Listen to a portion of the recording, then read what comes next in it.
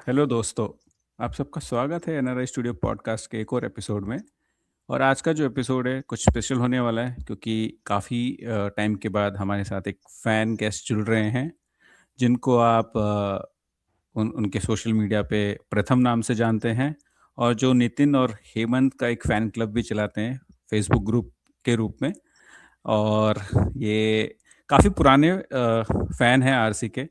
और आइए आज उनसे जानेंगे कैसे वो ये उनकी फ़ैन जर्नी रही और कैसे वो सुपर फ़ैन बने और फिर आजकल क्या कर रहे हैं। Welcome Abhishek AK Pratham to our hello. Podcast. Hello भैया। कैसे हो प्रथम फिर, या अभिषेक बोले? आपकी जो मर्जी, दोनों ही नाम मेरे हैं, कुछ भी बोल सकते हैं। प्रथम घर का नाम है, अभिषेक जैसा है बाहर का। और पहले प्रथम नाम अभिषेक नाम से ही बहुत पहले आईडी हुआ करती थी, बट रिलेटिव्स वगैरह के ऐसे चक्कर होते हैं कि आपको जिस तरह के कई बार बुली करते हैं कि ये क्या कर रहे हो, तो उस चक्कर में फिर प्रथम की आईडी बनानी पड़ी। और उस टाइम पे जरूरत भी थी, मुझे लगता है थोड़ा सा ऐसे नाम जिसमें ना जुड़ पाए। मतलब मैं कई बार नितिन मिश्रा वगैरह को डिफेंड करता था तो लोग मिश्रा मिश्रा वो करके जिस तरह का कई बार कुछ करने लगते थे, तो मुझे वो भी बड़ा अजीब लगता था। मैं बोलता था मैं तो बस फैन हूँ, मैं तो हेमंत सर हूँ, अनुपम सिन्हा सर हूँ, कोई भी हो, मैं सबका ही फैन था। तो मुझे था कि यार यहाँ पे कुछ ऐसा तो है नहीं, बट उनको लगता था कई बार कि यार ये इसी का तो कोई नहीं है रिलेटिव या कुछ भी। तो फिर मुझे वो उसके लिए मेन जरूरत लगी कि अभी आता हूँ प्रथम ए से, तो प्रथम ए का वही है, प्रथम अभिषेक ही है वैसे। और फिर मैंने कहा कि अभी ऐसे मैं जो भी बोलना है बोल पाऊंगा, जो भी खुल के बात रख पाऊंगा बिना ये सोचे कि लोग जज कर रहे हैं कई बार नाम के उस पे। और वो उस वजह से फिर प्रथम की आईडी बनी थी, 6-7 साल हो गए होंगे उसे भी। तो अभी तो उससे एक्टिव था, हालांकि अब 2 साल हो गए हैं मुझे लगभग। 2 साल से तो अभी एक्टिव ही नहीं हूँ, ना प्रथम से ना क्योंकि जिस तरह से आरसी में आ रहा है, आप देख रहे हैं बहुत कुछ आ नहीं रहा है, तो थोड़ा सा दिल तोड़ने वाली कुछ चीजें भी ऐसी होती रही हैं कि अभी वो नहीं इतना एक्टिव। बट आप तो लोग थे तो आप लोगों का बहुत बहुत धन्यवाद कि आप लोगों ने बुलाया। और मुझे हाँ भी था हाँ। कि हाँ, आप सबसे थोड़ा सा कभी वो फैन टू फैन वाली वो चिट चैट करनी है, तो इसलिए। तो प्रथम, इफ़ यू डोंट माइंड कि तुम बताओगे कि तुम जेंजी हो या मिलेनियल हो, क्योंकि यहाँ पे मैं तो मिलेनियल हूँ। हाँ, इन बुढ़े मैं भी ठुड्डों का मुझे पता नहीं। मैं भी मिलेनियल ही आता हूँ। मैं 29 का हूँ अभी। और वही है कि लॉकडाउन तक में कह सकते थे कि हाँ कुछ कुछ जनवरी तक में आ रहे थे, और लॉकडाउन से कुछ अचानक बहुत तेजी से ही कुछ पार्ट ही बढ़ा है, तो अभी नहीं तो तो तुम नहीं रहा। 1995 जस्ट टच की हो शायद, इस वजह से तुम एग्जैक्टली। मिलेनियल में आ गए, नहीं 1995। तो। हाँ, हम्म, 1995 के लास्ट में पैदा हुआ एकदम बिल्कुल, तो हाँ ये हाँ, ये क्योंकि उम्र का हम्म, सवाल इसलिए हो रहा है क्योंकि अमित भाई बहुत बहुत मुद्दतों के बाद दिखाना चाहते हैं वो सबसे छोटे नहीं है। उन्होंने बॉर्डर लाइन वाली डिस्कशन ले आया, राइट? क्योंकि उनको कोई अमित भैया भैया। कह रहा है, राइट? अमित भैया नहीं, वरना कभी नहीं होता। अमित भैया कितने के हैं?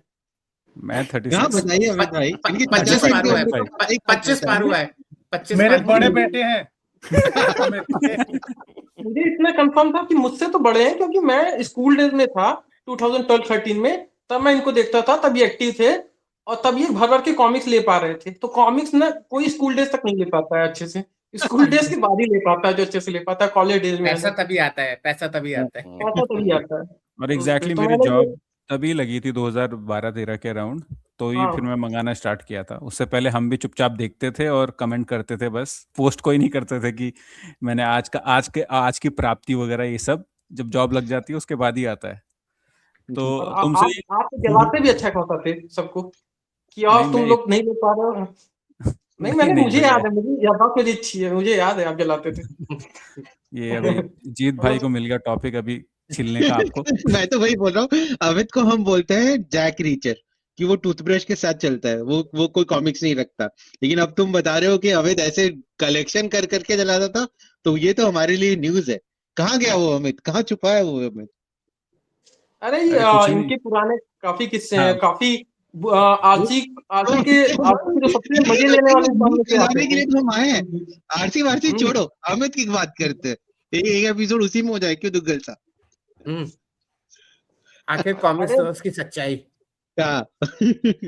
अरे सबसे अमित पहले अमित सबसे चीप। भैया कई बार ऐसे ऐसे कॉन्सेप्ट लेके आते थे, कहते थे नागराज के साथ विसर्पी को ये कर दिया जाए तो क्या हो, इसके साथ कर दिया ये जाए तो क्या कर हो। दिया जाए। मेरे एंटिथीज भी कई अमित बार भाई, अपनी बताते थे। अमित भैया की बहुत मतलब उस टाइम पे ये मेरे सबसे फेवरेट भैया जितने थे उनमें से एक हुआ करते थे अमित भैया, अभी भी हैं वैसे। अमित अमित को ऐसे सुना दे, भैया भैया भैया। क्या करूं सर, उस टाइम पे आदत ऐसी लगी है कि, और सभी बड़े थे मुझसे, मैं उस टाइम पे शायद सबसे छोटा उनमें। हम मेरी उम्र के बहुत कम ही थे जो हम लोग लास्ट एकदम टच किया हम लोगों ने कॉमिक्स का जाते जाते जो गोल्डन पीरियड था वो टच करने वाले हम लोग लास्ट थे। तो हम मुझे नहीं लगता है मेरे क्लास में कोई और नहीं था मेरे अलावा फैन। वही मेरा और नेक्स्ट क्वेश्चन था कि तुम क्योंकि अभी काफी, जब तुम्हारा जन्म हुआ और जब तुमने पढ़ना स्टार्ट किया होगा तब तक तो आरसी ऑलमोस्ट डब्बा गोल होने वाला था, तो तुम कैसे जुड़ गए अचानक से और फिर फेसबुक वगैरह पे कैसे आके तुम ग्रुप्स में आ गए? तो मैं अपनी लाइफ की जो जर्नी है उसको कॉमिक्स के साथ ही मैं बताता हूँ। तो 2002-3 के आसपास मुझे पापा मेरे काफ़ी नॉवेल्स वगैरह पढ़ते थे। अगर आपको याद हो, जिससे हम लोग अभी हिंदी उसमें कई बार लुगदी साहित्य कहते हैं, जबकि नॉवेल्स होती थी केशव पंडित और सुरेंद्र मोहन पाठक की, ये सब। तो उनके पास कई सारी अटैची भरी होती थी नॉवेल्स वगैरह की, बहुत पढ़ते थे वो। तो हम लोग कानपुर में रहते थे बचपन में। तो कानपुर से जब भी प्रयागराज आना होता था, इलाहाबाद आना होता था गर्मी छुट्टियों में, नानी के घर, दादी के घर, तो उस टाइम पे ये होता था कि अभी पापा लेने गए अपने लिए कुछ नॉवेल्स, तो हम लोग पीछे पीछे, हम और भैया जा रहे हैं, तो हम लोगों को दिलवाते थे कि लोग तुम कॉमिक्स ले लो। और स्टार्ट में कुछ समझ में नहीं आता था, पढ़ना भी ढंग से नहीं आ रहा था, तब तो हिंदी पढ़ने भी नहीं स्टार्ट हुई थी ढंग से, तभी देखने पलटने लगे। और उसके बाद गर्मी की छुट्टियों में पापा ने जो करना स्टार्ट किया कि पापा पूरी गर्मी की छुट्टियां हम लोगों के लिए रोज 2 कॉमिक्स सब्जी के साथ, लास्ट में जब भी अपनी आते थे ड्यूटी से लास्ट में शाम को, और सब्जी लेके, तो वहाँ पे वो 2 कॉमिक्स ज़रूर लेके आते थे। तो ऐसी उन्होंने आदत लगवाई ऐसे वो, और वो सारी कॉमिक्सें मोस्टली जो लाते थे, वो हमेशा लाते थे पाइटाटोर्स, गमराज, बागकीलाल। तो इस तरह से कह लीजिए बहुत बड़ा रोल जो है वो मेरे फादर का एक ये कॉमिक्स स्टार्ट होने में, और वहाँ से स्टार्ट हुआ। और 2007-8 तक 7 तक ऐसे ही चला कि गर्मी छुट्टियाँ आती थी, नानी के यहाँ जाता था। नानी के यहाँ बहुत ही वैसा मतलब जो गाँव जैसा गाँव होता है, प्योर गाँव, जहाँ पे आपको ढंग से बस और बस बिजली मिल रही है, उसके अलावा आपको कुछ नहीं मिल रहा, वैसा गाँव था यूपी का। बट उसके बावजूद वहाँ कॉमिक्स की एक बहुत बड़ी, बहुत अच्छी शॉप थी। तो आप रीच देखिए कि आरसी उस टाइम पे कहाँ तक थी कि आपको एक छोटे से छोटे गाँव तक में भी आपको कॉमिक्स मिल रही थी। तो वहाँ भर-भर के मेरी नानी जॉब करती थी। तो वो पैसे अच्छे खासे मिलते थे रोज़ शाम को हम लोगों को, आते थे जब भी। और वो पूरे पैसे बाकी भाई उड़ाते थे, सारे कज़िन्स वग़ैरह खाने-पीने में, और मैं पूरे उड़ाता था कॉमिक्स पे। तो वहाँ पे ये होता था, जब गर्मी छुट्टियाँ खत्म करके नानी के यहाँ से आते थे, तो मेरे पास कम से कम 30 या 40 कॉमिक्स होती थी। तो वहाँ से मेरे पास अच्छी खासी कॉमिक्स थी। और 2007 में अ, मतलब वो वाली उस पे नहीं जाना चाहता कि एक सैड स्टोरी जो कई जुनूनियों के साथ जुड़ी होती है, मैं उस पे नहीं जा रहा हूँ, बट है तो बताना पड़ेगा कि कुछ ऐसे हेल्थ इश्यूज हुए कि कुछ ज़्यादा ही सीरियस था, तो थोड़ा डॉक्टर्स वगैरह ने ब्रेक ले काफ़ी लिया। वैसे तो, हाँ, तो नहीं ब्रेक नहीं लिया। मतलब मैं 1 साल तक कह लीजिए बेड पे था, और ओह, सब ओके कुछ लाइफ ओके। बिल्कुल वो हाँ, वैसी हो गई थी। तो जब 1 साल तक आप हैं, बेड पे ही पड़े हैं, कुछ नहीं अब करने को है, और आप इस समय इतनी ज़्यादा आप सीरियस सिचुएशन में कि भी घर वाले कुछ भी मानने को तैयार हैं। आप तो आप समझ रहे हैं, बचपन में ये होता है कि मेरी कुछ भी बात मानेंगे। थोड़े से बुखार में भी, तो मैं तो बहुत ज़्यादा सीरियस था, और पापा कुछ ज़्यादा ही मेरे लिए होते, तो मैं सोचता था कि अरे यार, ये बढ़िया मौका है। तो मेरे साथ वही था कि मैंने 1 साल जितनी कॉमिक्सें आ रही थी, मेरे पास जितना कॉमिक्सें उस समय हुई थी काफ़ी महँगी, सबसे बढ़ के अचानक से 20 से 30 की हुई थी, और 30 वाली 40 की, जो कि सबसे बड़ा ट्रॉमा था। कि अरे इन्होंने प्राइस क्यों बढ़ा दी? बाप रे! अभी तो रेंट पे लेने भी जाऊँगा, तो रेंट की गिनती की दुकानें तब तक बची थी। हम लोग के बचपन में थी, बट 2007 तक खत्म हो रही थी धीरे-धीरे। मैंने बोला यार, अब इसका रेंट भी ज़्यादा माँगेंगे। तो मेरे लिए वो थी, लेकिन अभी वो मेरे लिए ऐसा फिर कह लीजिए वो था कि चीज़ें तो थोड़ी गलत थी, बट उसमें एक अच्छी चीज़ यही हुई कॉमिक्स से रिलेटेड कि भर-भर के जितनी कॉमिक्स मँगाऊँ सब आती थी। और आरसी अपने, जिसे मैं गोल्डन ईरा कहता हूँ, अपने उस गोल्डन ईरा में आई थी कि जिसने वो हरी मौत, नागान वो सब ले लेके, और मुझे अभी भी याद है एक तो कि मैं हॉस्पिटल में जब बेड पे था फर्स्ट टाइम 2006 या 7 में, और जब मेरी 3 या 4 दिन बाद मुझे होश आया था वो, तो मुझे याद है कि मैंने सबसे पहली चीज जो मांगी थी, कॉमिक्स मांगी थी। उस कॉमिक्स के बैक साइड पे ऐड था नागान का। तो मेरा एक बस वहाँ पे ये आया था कि यार अगर मुझे था कि अगर जाना होना है तो काश यार नागान पढ़ के जाऊँ। मुझे आज भी याद है क्योंकि मैं डायरी लिखता हूँ, तो मैंने डायरी में लिख रखा है, आज भी वो डेट के साथ लिखा हुआ है। मैंने वहाँ लिखा था कि अगर जाना है तो नागान में काश ये पढ़ के जाऊँ, मेरा एक वो था। तो खैर वो भगवान ने ऐसा वो किया कि भगवान ने सुन लिया, तो बोला कि नागण बहुत लंबी सीरीज है भाई, वो तो तुम्हें ठीक ही करा दिया उन्होंने कि चलो हाँ, ठीक तुम हो जा, आराम से पढ़ ले। नागान के सारे वेरिएंट्स पढ़ो। और जितने उसका वेरिएंट्स भगवान ने कहा है कि सर्वनायक भी नागान के निकाल ही बारे देते में हैं। तो मुझे अभी अच्छे से बात करनी है। नागान में जो किया है आरसी ने, अगर आप समझ सके तो मुझे उस पर जरूर मुझे टिप्पणी देनी है। आरसी ने अरे बहुत ये चीजों पे ये कुछ कुछ वर्ड चीजें है अच्छी ना यूज नहीं कर जिससे सकते, और आरसी ने काफी चीजें एक बात बताओ, बर्बाद की है। अगली बार बीमार पड़े थे तब सर्वनायक पड़ी थी क्या? सर्वनायक ने मतलब सही कर दिया काफी हद तक। सर्वनायक ने सारी नींदों से जगा दिया उसपे। मतलब लेकिन मतलब तुम्हारी जो अभी उम्र है ना वो 500 साल की होने वाली है। भगवान ने वो कृपा कर दी है। आयु का लेकिन बस सर्वनायक तो खत्म नहीं होगी 500 साल में। सर्वनायक के लिए मैं विश नहीं मांग रहा हूँ वो, क्योंकि मुझे पता है कि अब वो नहीं होनी है, और मैं अभी चल उसके बिना इस पे। लेकिन ये जो तुमने कहानी सुनाई है ना, इस तरह की कहानियों के लिए ही इस कॉमिक्स से ये पूरा ये लगाव है हम लोगों का। ये हम सबके Exactly. पास कुछ ना कुछ कहानियां हैं, तो ये बहुत स्पेशल कहानी सुनाई तुमने।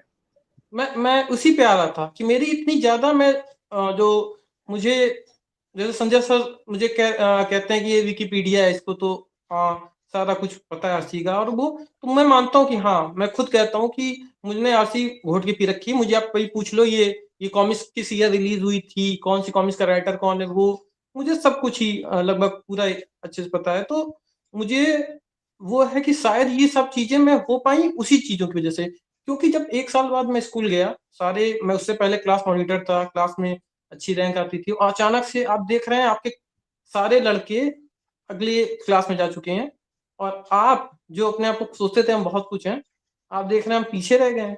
तो अभी तो कॉन्फिडेंस जिस तरह से नीचे गया कि सीधा बैक बेंच पे पीछे बैठने लगा, और फिर बिल्कुल बातचीत सबसे बंद हो गई वो वाली।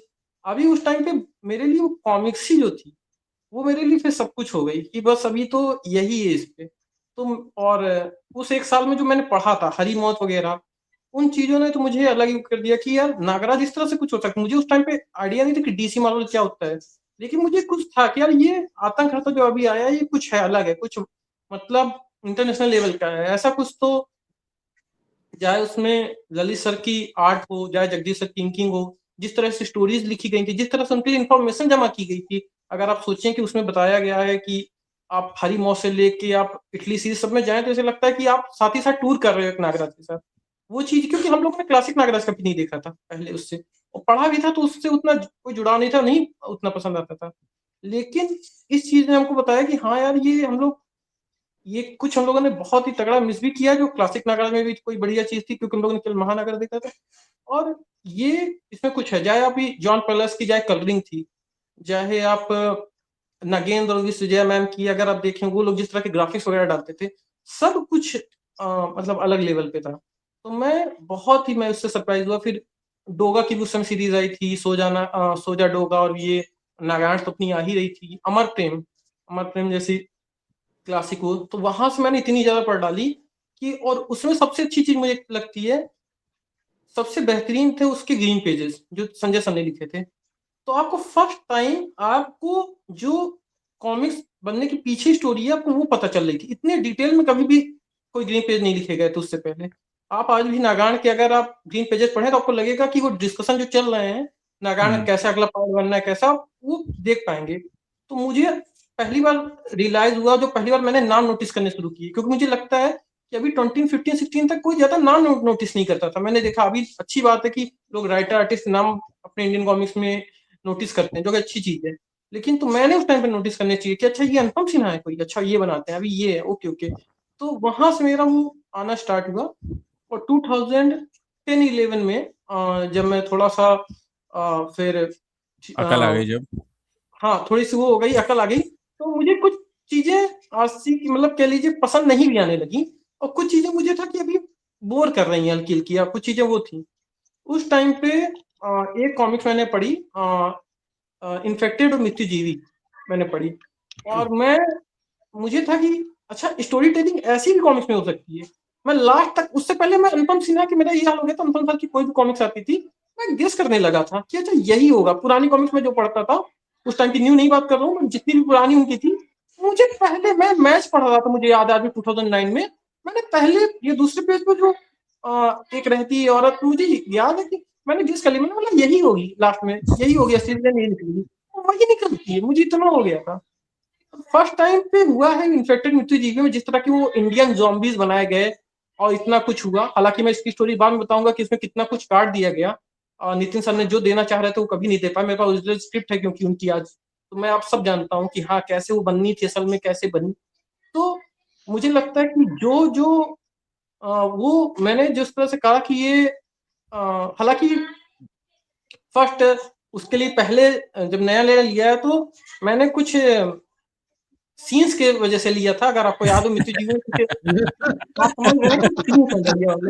मुझे ये बिल्कुल याद है, मुंह वाली हाँ, हर एक तो सीन मैंने मृत्यु जो जीवी का, हाँ, वन जो ऑफ द मैंने रेलवे स्टेशन पे उठाई इंदिरा है भाई गुड मॉर्निंग। और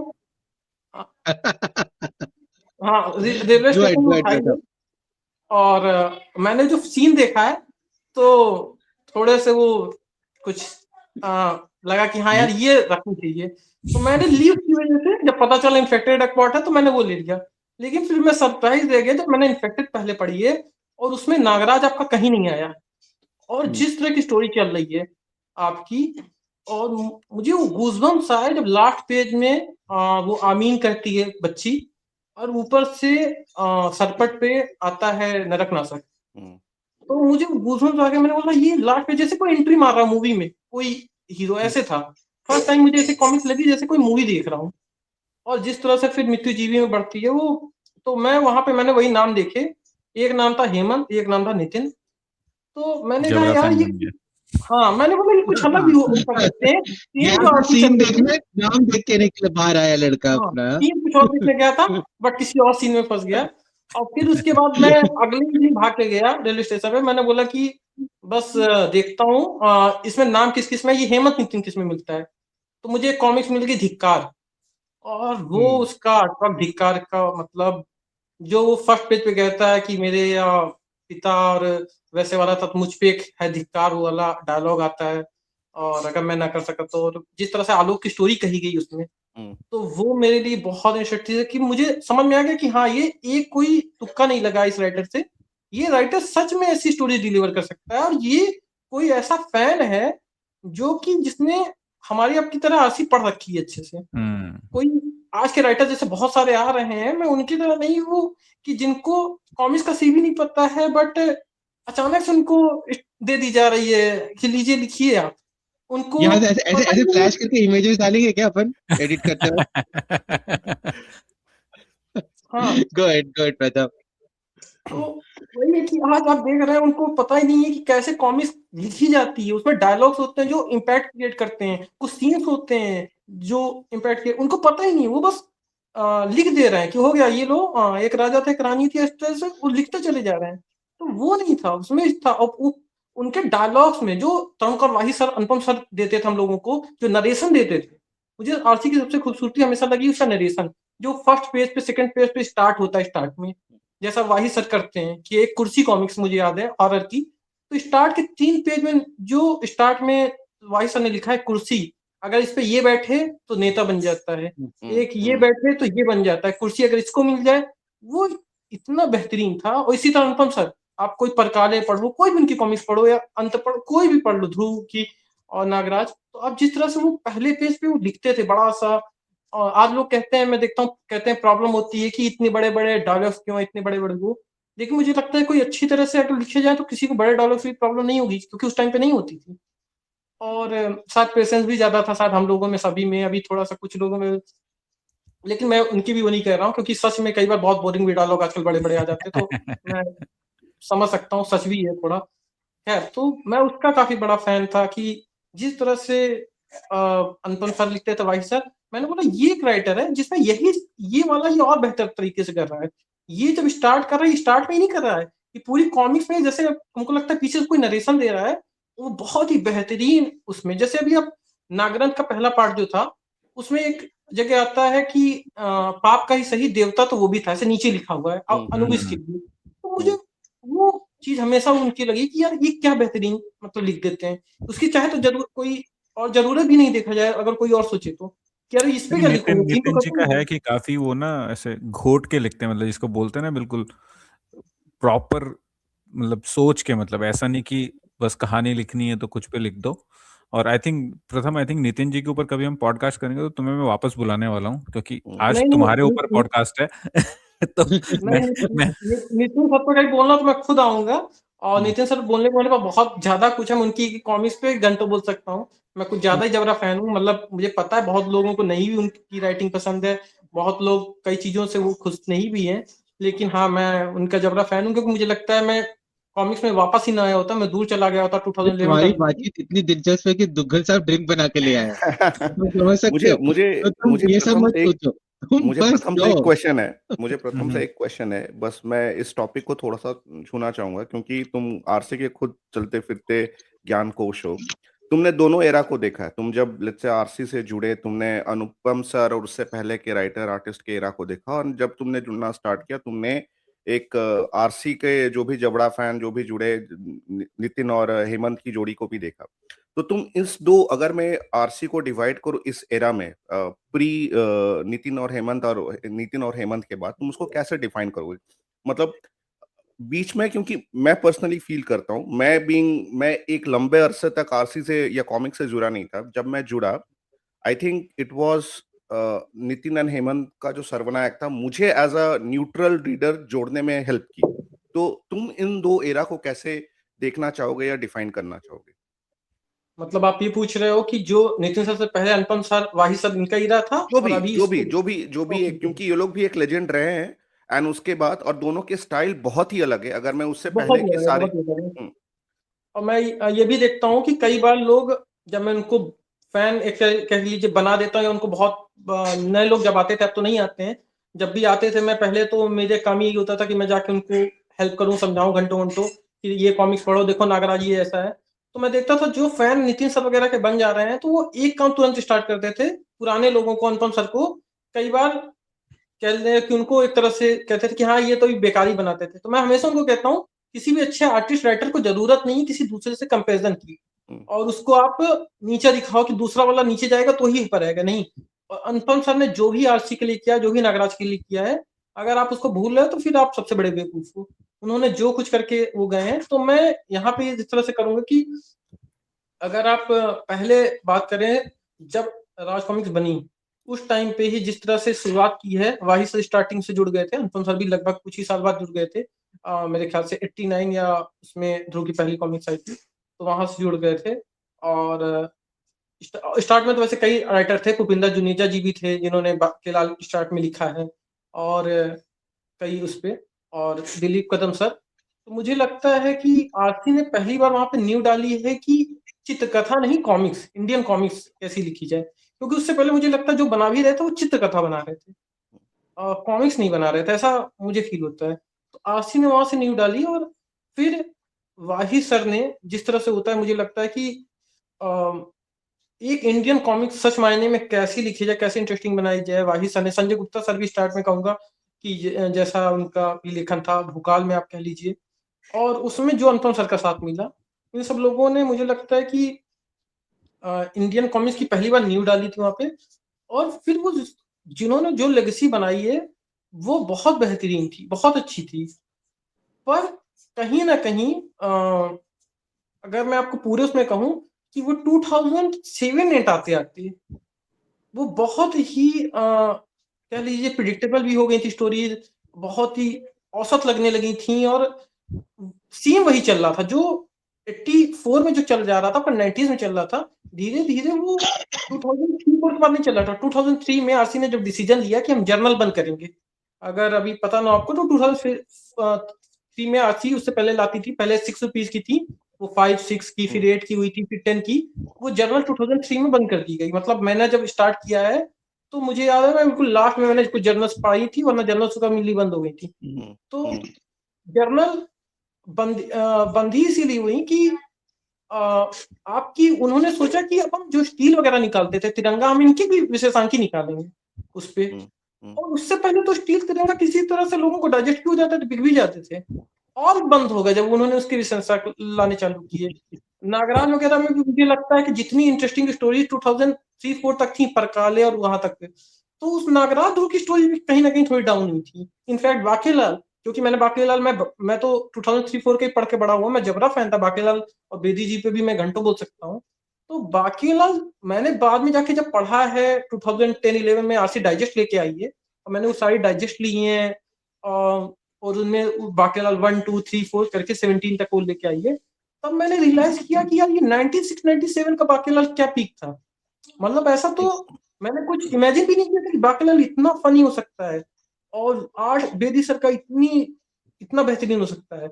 जो कि बाद में मैंने रिसर्च की तो पता चला कि बेदी स्टूडियो उन्होंने बनाया था, उनके साथ प्रेम सर आए हुए थे, उनके स्टूडेंट सबसे पहले, और किस तरह से उनके स्टूडेंट मिलके कलर करते थे। और बस बेदी सर से तो मैं मिल नहीं पाया, बड़ी कोशिश की मैंने उनकी फैमिली से मिल पाऊं, क्योंकि वही एक लेजेंड बाकी रह गए जिनसे मैं मिल नहीं सकता कभी।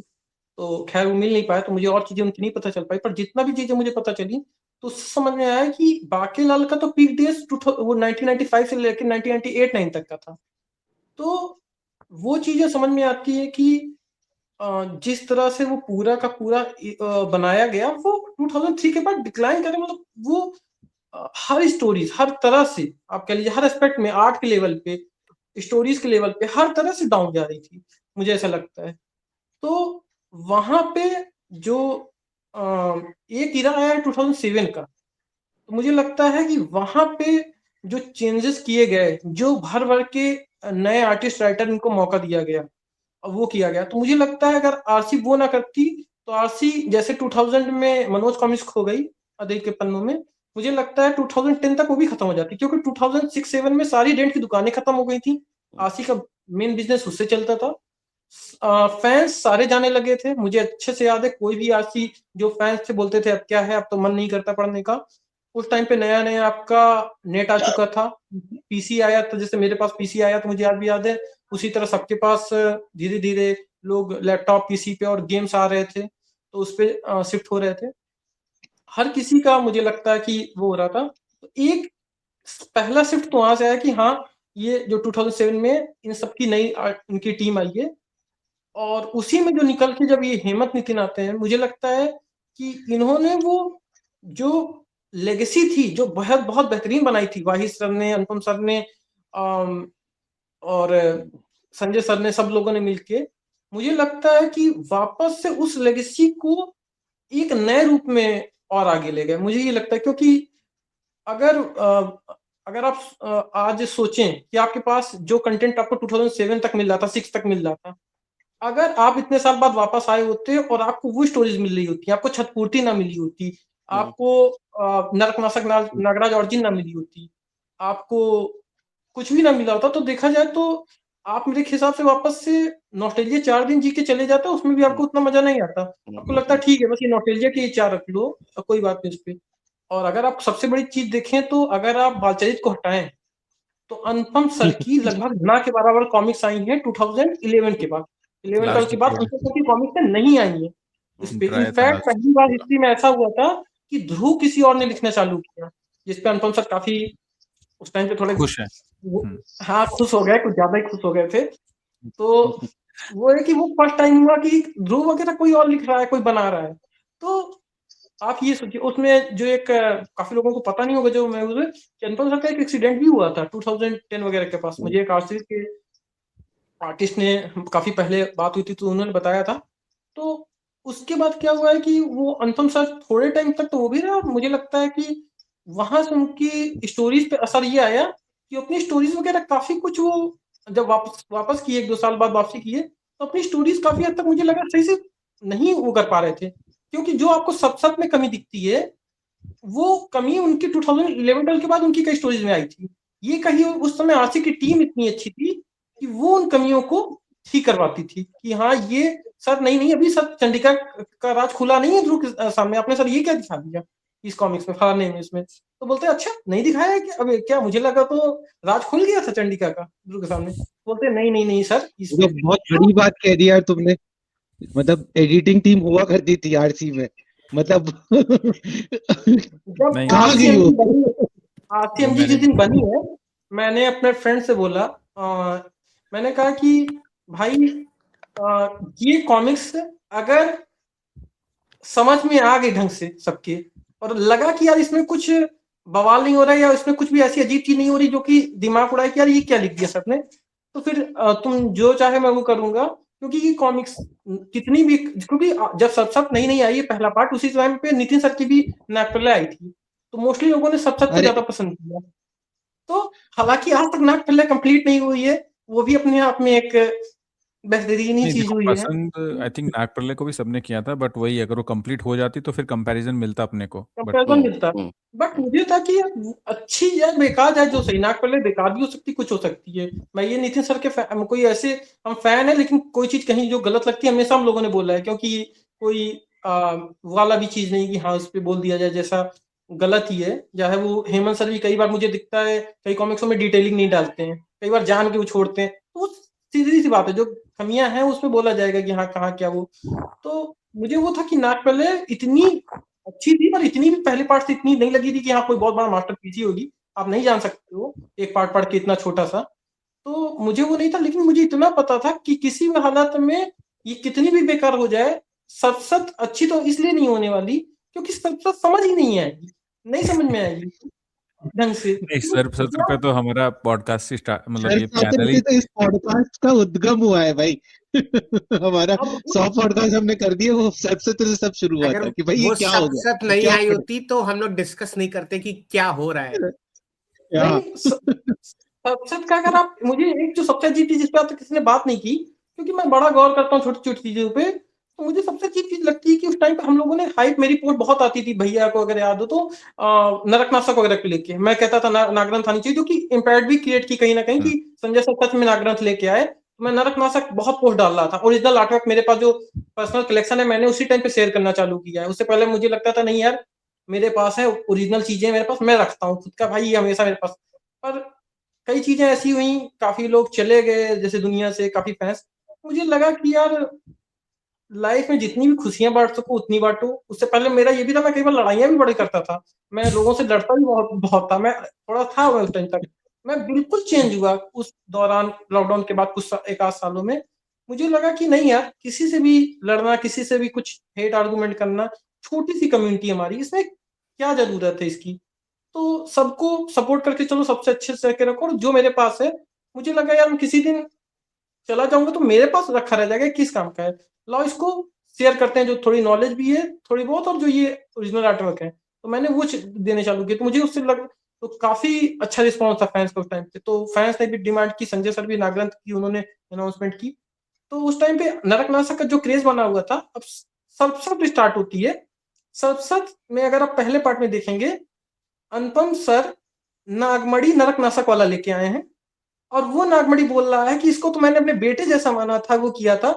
अरे ये तो फर्स्ट टाइम नितिन सर ने बेटे जैसे एकदम अलग कॉन्सेप्ट इंट्रोड्यूस किया था। नागमणि ने कौन सा बेटा मान के वो जहर और खजाना कॉमिक्स में क्या उसने बेटा माना था? कभी ऐसा नहीं हुआ किसी कॉमिक्स में, आप आज ही उठा के पढ़ लीजिए, उसने प्लेसिबो कभी बेटा इफेक्ट हो नहीं गया, माना। हम लोगों के माइंड में प्लेसिबो इफेक्ट हो गया और कुछ नहीं। हाँ उसने कभी नहीं किया था, लेकिन अनुपम सर ने नरकनाशक पढ़ के उन्होंने बना डाला कि हाँ भाई ये नागमणि इसको बेटा मानता है। अरे नहीं, वो डिफरेंट यूनिवर्स का था एकदम, वहाँ वो चीज नहीं। तो मेरा तो वहीं पे फिर मेरा मूड ऑफ हो, जो कि मैं पर्सनली कोई ये ना समझे, मैं अनुपम सर का मैं बहुत जबरा उनका फैन हूँ। मुझे लगता है कि उन्होंने जो जो स्टोरीज दी थी, आज भी उनकी परकाले और नहीं आप अरे तुम्हें विध्वंस कुछ वो क्या बोलते भी हैं पढ़ लो। क्लैरिफिकेशन देने की जरूरत नहीं है, तुमने इतना नहीं ऑलरेडी मतलब बोला यहाँ अनुपम सर यहाँ के बारे में। अगर तुम यहाँ के पॉडकास्ट देखोगे ना तो हर सब ने उतनी तारीफ करी और उतनी निंदा करी है, जहाँ जो ठीक नहीं लगा। मैं नितिन सर के फैंस साथ के तो बीच अनुपम में सर क्या की ही है। इसमें इंद्रशीष भाई ने तो क्या क्या कह दिया है। हाँ, सर्वसत वो नहीं, तो हम कह भी नहीं सकते, वापस दोहरा भी नहीं सकते। वो डुओट के लिए था, सर्वसत के लिए नहीं था। वही तो मैं और वो हम हर पॉडकास्ट में बुक के बाद भी बोलते हैं कि जो भी हम बोल रहे हैं ना वो कहानियों के ऊपर बोल रहे हैं, किसी हम्म पर्सनली किसी को नहीं बोल रहे, राइट? तो दैट इज फाइन, इतना कुछ इसमें तुमको डिफेंसिव होने की जरूरत नहीं है, क्योंकि तुम ऑलरेडी नहीं, इतनी नहीं, तारीफ कर चुके हो लेगेसी एंड वो सब तुमने बोला है, राइट? तो ऑब्वियसली तुम रिस्पेक्ट तो करते ही हो उनकी। मैं हाँ, और मुझे लगता है अनुपम सर ने जो दिया है वही जो आधार था उसी को नितिन सर वगैरह सबने यूज यस, किया है। मुझे डेफिनेटली लगता है अगर वो डेफिनेटली। आधार ही ना दिया होता हम्म उसपे, मुझे तो ये लगता है कि शायद नागराज से खत्म हो जाता। सच बात तो ये, हाँ अगर वही अनुपम है। सर ने अगर नागराज को न संभाला होता तो आज मैं कितना नागराज भी होता ही बड़ा नहीं। नागराज का फैन हूँ और मैं कितना भी नागराज पे मैंने पीएचडी कर रखी, सब कुछ की, लेकिन उसका सब कुछ का आधार अनुपम सर है। अगर यार अनुपम एक सर वो की टाइम था ना जब अनुपम सर ध्रुव और नागराज दोनों संभाल लेते, अगर मतलब वो ही carry that legacy single handed for some time. उनका जिस कॉमिक में नाम आ जाता था, भोकाल की कॉमिक्स में लिखा आ गया परिकल्पना अनुपम सिन्हा, फाइटर टोर्च की कॉमिक में नाम लिखा आ गया अनुपम सिन्हा, तिरंगा की ऐसे दीवानों डिवाइडर को और हम कोई जानते कॉमिक हैं थी, उसमें लिखा जाता था। जो ग्रुप तो बना वो, के बैठे हैं हमारे। हाँ, तो वो बेस्ट सेलिंग में चला जाता था अगर कि अनुपम सिन्हा का नाम आ जा रहा है। अनुपम सर ने, आप, मुझे तो लगता है उनका सबसे अंडररेटेड कैरेक्टर फाइटर टोर्च है। फाइटर टोर्च उन्होंने, अगर अपने अरे टाइम पे देखा जाए तो उन्होंने हमारी जो समाज की प्रॉब्लम्स है उनको लेके कितने बेहतरीन तरीके से, फाइटर टोर्च कितना ह्यूमरस है, आज भी पढ़ता हूँ मुझे हंसी आती है। तो फाइटर टोर्च भी बेहतरीन था। तो अनुपम सर को मैं इसलिए देना जरूरी है कि काफी लोग मैं देखता हूँ कि वो एकदम उसमें हो जाते हैं, तो लड़ाइयां नहीं होती, अब सपोला और कैडेट की लड़ाइयां भी बंद हो गई। अब तो सब माहौल धीरे धीरे सभी के अंदर से, मुझे लगता है वो कॉमिक्स फैन धीरे धीरे खत्म हो रहा है। क्या हो रहा है कि अब लड़ाइयां भी नहीं होती हैं, वरना पहले तो अमित भैया को याद होगा कैडेट्स और सपोलो की ऐसी सी लड़ाई होती थी कि लगता था अब सामने मिलेंगे तो बस और बस फिर गोलियां ही चलनी बाकी रह गई हैं, इस तरह की लड़ाई होती थी। तो वो चीजें इसलिए खैर, तो खैर वो जो इंद्रशीष भैया का सवाल था उस पर आता हूँ। इतना मैं कई बार बोलते बोलते जब कॉमिक्स की बात होती है तो मैं फ्लो में मैं भी बह जाता हूँ। तो इंदिरा भाई को मुझे पूछता दो हूँ एक चीजें बार, बोलना आंसर मिला चाहूंगा कि नहीं मिला? प्रथम। हाँ, हाँ, मैं बोलो दादा। बोलिए। एक बात सबसे पहले ये कि तुम्हें ये नहीं जिक्र करना चाहिए था कि तुम्हारे पास ओरिजिनल आर्ट है, एटलीस्ट यहाँ एक बहुत खतरनाक आदमी थैंक यू बेटा, अभी होगा देख लो इस बाद में पॉडकास्ट DM में में। मौजूद है तुम्हारे दाहिनी तरफ। तुम्हें इंफॉर्मेशन देनी नहीं चाहिए थी, खैर अब तुमने दे दी है तो खतरे में है तुम्हारा कलेक्शन। दूसरी बात ये, मुझे तुमसे पूछना है प्रथम कि तुमने जैसे बताया अमित के क्वेश्चन से कि तुम you are the last of us in a way, कि ये जो हम कॉमिक फैन की ये जो ब्रीड है बुड्ढों की, अब ऑलमोस्ट खात्मे की तरफ, उसके आखिरी वंशज हो तुम एक तरह से हमारे। तो जब तुम चंडकाल। फैन थे लेट 2000s में, फिर अर्ली 2010s में जब तुम पढ़ रहे थे, you are feeding on all this comics जो उस वक्त आ रही थी, फिर भी आ रही थी,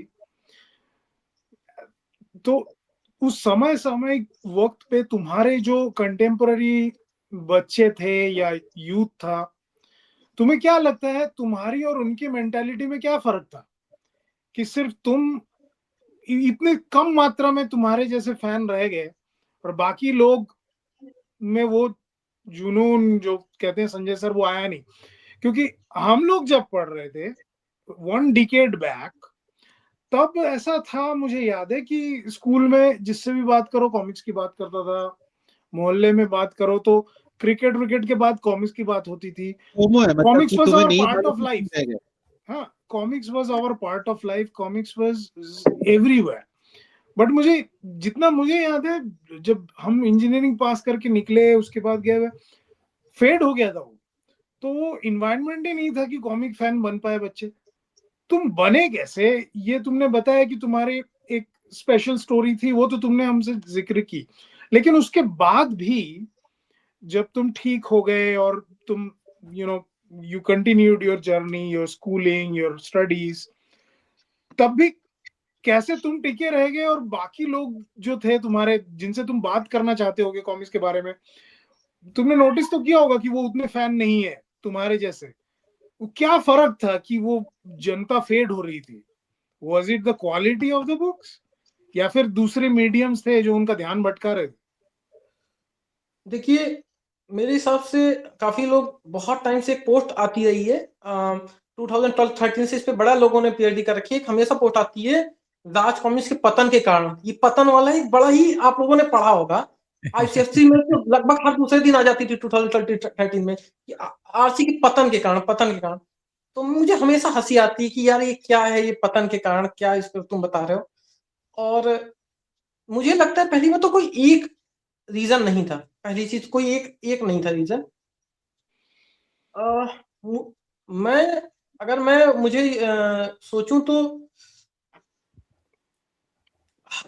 जैसे मैं अगर खुद को सोच पाऊँ तो मुझे लगता है सबसे बड़ी चीज़ जो हम लोगों के टाइम थी कि हम लोग जब बच्चे थे तभी लगभग मोबाइल वग़ैरह आने लगे हैं थोड़े बहुत और गेम्स वग़ैरह की बहुत ज़्यादा हो गई थी, मुझे ये लग रहा है। क्योंकि लगभग हर घर में आपके कम से कम सुपर मारियो, कंट्रा वाले वो तो हम लोगों को मिल ही चुके थे। इतना तो था हम लोगों के उस पे और हम लोग जैसे ही थोड़े बड़े हुए हैं 8-9 में वो प्रोटोटाइप गेम हो गया पीसी पे ये फिर आपका और भी जितने गेम थे मुझे याद है, ये बड़े चल गए थे हम लोगों के लगभग पीसी वगैरह सबके पास आने लगा था धीरे-धीरे बच्चों के पास। तो वो रीज़न तो थे ही कि लोग हो रहे थे। मुझे लगता है एक बड़ी वजह थी कि रेंट 90s में जो कॉमिक्स चल पाई अफ़ोर्ड कोई नहीं कर पाता था। मुझे ये लगता है उस टाइम पे कोई अफ़ोर्ड नहीं कर पा रहा था। लेकिन उनको चलाए रखा रेंट की दुकानों ने। मुझे ये लगता है। अगर आज रेंट की दुकानें आप लोग के टाइम पे खत्म कर दी जाती, आप लोग हम लोगों से तो शायद कम ही पैसा आप लोग पाते रहे होंगे। बिल्कुल। आप कैसे दे पाते? मुझे लगता है कि सबसे मेन रोल जिसको अहमियत सबसे ज़्यादा किसी वो थी रेंट की दुकानें। जो वो रेंट की दुकानें मात्र आपको ₹1 में कॉमिक्स प्रोवाइड करती थी और उसमें भी काफ़ी लोग गेन कर ले जाते थे कि वो कॉमिक्स लिए वो दोस्त को भी पढ़ा दे रहे हैं कि ले भाई तू भी ले, आधा पैसा तू देना, आधे मैं दूँगा उस पे। ये वाला भी काम हो रहा था। तो ये जो चीज़ें थी मुझे लग रहा है कि रेंट पे सबसे अहम चीज़ जो 2006-7 में खत्म हुई है। वो जो मेरे बचपन में मैं देख रहा था 2003-4 में जब मैं नया-नया स्टार्ट किया हूँ कि गली-गली में रेंट की दुकानें हैं। मैं नानी का जो मैं आपको बता रहा था मेरा नानी का गाँव, इतना ऐसा बिल्कुल वैसा वहाँ पे और कुछ नहीं मिल रहा है। लेकिन कॉमिक्स की वो रेंट की शॉप है, जिसके पास वो सारी कॉमिक्सें लेके आता है। जिसके पास अब वो 30-40 कॉमिक्स हो जाती थी वो हाँ, रेंट पे लगा देता था गर्मी की छुट्टी में। राइट। उस ये तुमने तो बहुत अहम बात की प्रथम। मुझे याद है कि हम जब 90s में जब हम बच्चे थे तो तब भी हमारे पास भी पैसे नहीं थे और जैसे कि तुम बता रहे हो तुम्हारे समय में हो सकता है थोड़े पैसे उस वक्त बच्चों को मिल जाया करते थे, लेकिन इतने भी नहीं कि वो 40 रुपए की कॉमिक्स हर हफ्ते एक खरीद सके, राइट? तो लेकिन यस, हमारे वक्त में मुझे याद है कि किराए पे इजीली मिल जाती थी किताब। 50 पैसे पे भी मिल जाती थी 32 पेज की कॉमिक्स, आई रिमेम्बर। तो मिलती थी दादा। हम जैसे कि नागराज ध्रुव की कॉमिक से चलो पैसे जमा करके खरीद के कलेक्शन कर भी लिया, मुझे याद है, लेकिन भोकाल, बाकेलाल ये सब कोई खरीद के नहीं पढ़ता था। हाँ, रेंट पे ले ली, पढ़ ली, वापस कर दी, इस तरह से चलती थी हम मतलब उस वक्त। तो उससे एटलीस्ट लोग पढ़ते थे कॉमिक्स, उनको अवेलेबल थी, बच्चों को अवेलेबल थी। लेकिन लेट 2000s में यू आर राइट, वो सिस्टम पूरा खत्म हो गया। रूरल एरियाज में फिर भी रहा होगा कम ज्यादा, लेकिन जो टाउन्स है, शहर है, वहां पे मेरे ख्याल से खत्म ही हो गया होगा पूरी तरह से। नहीं या आप यहाँ वो रूरल एरिया में ही तो लोगों को और लगता है कि प्रॉफिट नहीं है उनको, उनके में कोई फैन थोड़ा है जो वैसे भी जानते हैं ज्यादातर जो दुकानदार होते थे रेंट वाले, अगर आपको याद हो मोस्टली एकदम खूसट अंकल जी होते थे मोस्टली। आपको अगर याद हो, आप सबके आप जो भी सुन भी रहे होंगे अभी इसमें से देख भी रहे होंगे ये पॉडकास्ट, उनको भी अगर वो हो वो याद करें तो उनमें 6 में से 5 अंकल जो होंगे रेंट वाले वो एकदम खूसट होंगे। तो शायद वो ऐसा होना पड़ता था या बच्चे मानते नहीं थे वहीं पढ़ने लगते होंगे, कुछ रीजंस रहे होंगे कि उनकी भी अपनी कुछ रही होगी मजबूरी। तो वो तो ऐसे बिजनेस माइंडेड थे, उनको जैसे प्रॉफिट कम दिखा उन्होंने तो और पहले लिपटना चालू किया। अब मेरे साथ मुझे लगता है कि एक बहुत अच्छी चीज हुई कि मैं थोड़ा आगे की सोच के हमेशा मैं चल रहा हूँ। मुझे ये लगता है कॉमिक्स में स्पेशली लेके, तो जब मैं 9-10 में मैंने देखा कि यार ये सारी शॉप बंद हो रही हैं, काफी बंद हो चुकी हैं, बाकी भी जो बची कुछ हैं पूरी बंद हो रही हैं। अब केवल मेरे पास जो न्यू कॉमिक्स मुझे याद है मैं लेने जाता था स्पेशली मुझे डाइजेस्ट बड़े पसंद थे, क्योंकि डाइजेस्ट में वो आपको केवल 50 रुपए में 3 कॉमिक्स मिल रही थी, 4 कॉमिक्स मिल रही थी। तो मैं वो सब जितनी कॉमिक्स आप लेने जाओ, सब आपको मिलती थी केवल रेलवे स्टेशन पे। तो मैं वहाँ पे 2000 मुझे याद है 10-11 में मैं गया, सारी कॉमिक्सें कोई भी आती थी, कराल, मकबरा, सभी हम लोग ले रहे थे। और आरसी ने उस टाइम बड़ा अच्छा चालू हो गया था, आरसी फेसबुक पे आ गई थी। संजय सर अपडेट पूरी रोज डालते थे कि हाँ ये कॉमिक्स आज रिलीज होगी, सेलर पे भेजी गई है। तो वहां पे वो ले पा रहा था, लेकिन फिर भी मेरा पैसे की वजह से मेरा साथ छूट जाता। एक टाइम ऐसा आया कि मेरा छूट जाएगा यार, मैं नहीं कर पाऊंगा, इतने पैसे नहीं हो पा रहे हैं। तो मुझे वहां पे मैंने सोचा यार ये जो कॉमिक्स हैं ये आज तो मिल रही हैं पर कल को मिलेंगी नहीं, और अब जो लोग बंद कर रहे हैं यार उनके तो साथ काम किया। हालांकि मुझे याद, मैं बहुत छोटा था उस समय, ढंग से पैसे नहीं मिलते, उस समय बच्चे ही थे, स्कूल में थे। लेकिन मेरे दिमाग में ये आ गया कि यार इनके साथ काम की ना हो ये चीजें। तो मैं पूरे के पूरा इलाहाबाद, मैंने नया साइकिल चलाना स्टार्ट किया था। मैं पूरा घूमता था, जिस भी दिन मुझे छुट्टी मिलती थी, जिस दिन कोचिंग नहीं है, या कई बार कोचिंग के बाद मैंने पूरा का पूरा इलाहाबाद मैंने पूरा घूमा है। और हर एक शॉप पे जाके जो भी मेरे पास पैसे इकट्ठे होते थे, कोई भी देखे गया रिलेटिव, मैं उन पैसों से मैंने कर करके, और वो मोस्टली देते कितने के थे, जैसे एक 20 वाली कॉमिक्स है तो उसे करीब 5 रुपए की देते थे, 4 की देते थे, कई बार किलो के बहुत तौल के भी देते थे। और कुछ 1-2 लोग इतने अच्छे मिले जिन्होंने वो कॉमिक्स से मुझे फ्री में दिए कि बेटा ये तुम्हारे काम की नहीं है, कबाड़ में भी किसी रुपए जाएगी, तुम इतना 4 दिन से आके 4-5 दिन से पूछ रहे हो, अंकल प्लीज दे दीजिए मुझे पैसे होंगे दूंगा। तो लोग बेटा तुम्हारे अंदर, उनको भी लगता है पैसा है, वो जुनून। तो वो मुझे अभी उस टाइम पे मेरे पास 2010-11 में मेरे पास कलेक्शन हो गया। तो कलेक्शन हर किसी के पास होता है, लेकिन उस टाइम पे कलेक्शन सबके पास नहीं होता था। उस टाइम पे मेरे पास शायद 1,500-2 हजार कॉमिक्स का कलेक्शन हो गया। तो वो उसने फिर मुझे ऐसा सपोर्ट किया कि मैं उसकी वजह से फिर वो एक आ गया कि हाँ यार अब तो मुझे ज्यादा कुछ लेना नहीं है, अभी मैं थोड़ी थोड़ी करके, तो बस न्यू कॉमिक्स आती थी तो चीजें बनती गई उसमें। फिर ये भी हुआ कि नितिन सर वगैरह का जिस तरह से फैन बन गया, फिर वो अंदर से एक कीड़ा था कि चाहे अभी रिलीज होने के 4 महीने बाद लो, जैसे पैसे जमा हो। और सच बताऊं तो मुझे एक बात लगती है कि राज कॉमिक्स, लोग कहते तो है महंगी, मुझे लगता है 2010 तक थी। 10 के बाद मुझे हमेशा लगा है कि राज कॉमिक्स ने कभी ज्यादा पैसे चार्ज नहीं किए। मैं शायद अकेला फैन तुम्हारी था जॉब कब जब लगी? तुम्हारी जॉब कब लगी? मेरी जॉब तो अभी लगी 2022 में। तो अच्छा। मेरा तो उस टाइम पे वो उतने पैसे नहीं थे। लेकिन ये है कि मैं ये सोच रहा हूँ कि मुझे ये लगता है कि आसिफ जो डिलीवर कर रही थी उस हिसाब से उसने चार्ज नहीं की। मुझे ये लगता है टोटल कि अगर आप सोचें, क्वालिटी, वैल्यू फॉर मनी। हाँ अगर आप सोचिए वो ग्लॉसी पेजेस यूज कर रही थी, इतनी बेहतरीन ग्लॉसी पेजेस, और वो ग्लॉसी पेज की कॉमिक्स मात्र 30 रुपए की थी। फिर 2011 में भी जब वो उसने जब अब लोगों को आज के टाइम पे नहीं याद हो, क्योंकि उस टाइम सभी चले गए थे, केवल अमित भैया कर रहे हैं उनको याद हो गया, और कुछ लोग थे जैसे मैं भी उसी में से हूँ। तो बड़े ये सच बात है, मैं उन लोगों की बड़ी रिस्पेक्ट भी करता हूँ। वो 10-15 लोग हैं जिनमें अमित भैया भी आते हैं। मैं खुद को भी एक तरह से कह सकता हूँ, जिनको मैंने देखा है वो 15 साल में एक भी दिन के लिए कभी गए नहीं, वो हमेशा रहे, कहीं भी रहे लाइफ में, कॉमिक से दूर नहीं हुए, आर्ट से दूर नहीं हुए। तो उनमें से वो कुछ ही लोगों को याद होगा कि तुम कितने महान हो। अरे बोलने दो उसको बेचारे को। नहीं वो सारे ही लोग मतलब खैर भी इन पे भी आते हैं लोग यार, सॉरी। तो मुझे लगता है कि चाहे आपकी मकबरा तक्षा काफी केवल 40 रुपए या 50 रुपए में आपको मिल रही थी 80 पेज की, 80 पेज की इतनी बेहतरीन कॉमिक्स आपको मिल रही है। नरक नाशक का ये आपकी केवल 80 रुपए की थी, ग्लॉसी पेजेस थे 80 या 100 पेज की, वो इतनी बेहतरीन स्टोरी, इतना अच्छा आर्ट। तो अगर आप सोचे तो उस समय कोई आरसी ने ज्यादा चार्ज नहीं की है। अभी आपकी 1920 तक देखा जाए तो सरनायक की 196 पेज की कॉमिक्स केवल 120 की मिल रही। यस। मतलब मैं ये भी कहूंगा प्रताप कि उस समय की कलेक्टर एडिशन सही मायनों में कलेक्टर एडिशंस हुआ, कलेक्टर एडिशन थे आपके। मेरे हिसाब से आज के कलेक्टर एडिशन से बहुत बेहतरीन कलेक्टर एडिशन आपके डाइजेस्ट हुआ करते थे। आप भी आज मेरे पास पड़े होंगे, मैं दिखा नहीं सकता। अगर आप बाकीलाल के डाइजेस्ट आप में से किसी के पास पुराने वाले आप सारे चेक कीजिएगा, ओरिजिनल वाले, कुछ रिप्रिंट हुए तो उनकी बात नहीं कर रहा हूँ, कुछ आपके फिर 50 रुपीज वाले 80 या 90 में 2013 में रिप्रिंट हुए थे, तो उनको अगर आप हटाते हैं ओरिजिनल किसी के पास होंगे सारे, तो आप देखेंगे एक में आ रहा है बाके पुराण लिखा हुआ है पहले पेज पे, फिर एक कॉमिक्स चालू हो रही है, अगले पेज पे मोहन सिंह, राजकुमार मोहन सिंह पुराण, फिर ऐसे, फिर एक में आ रहा है बाके चालीसा, फिर आ रहा है बाके उवाच।